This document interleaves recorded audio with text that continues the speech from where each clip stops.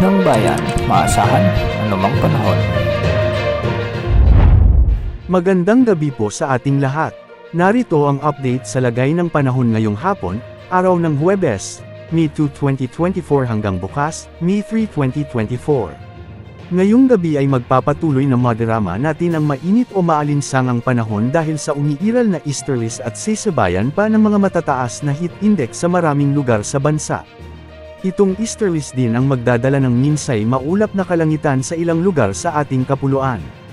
Ngayong araw asahan na papalo sa 48 degrees Celsius ang pinakamataas na heat index sa Dagupan City, Pangasinan at Apari, Cagayan.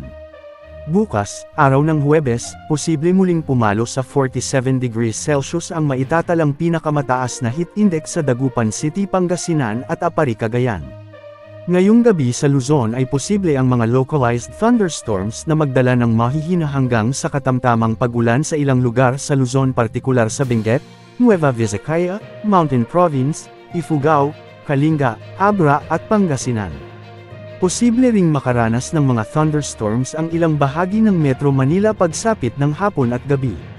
Samantala sa bahagi ng Visayas at Mindanao ay magpapatuloy naman ang bahagyang maulap hanggang sa maulap na kalangitan ngayong gabi, ngunit posible pa rin ang mga isolated rains sa ilang lugar.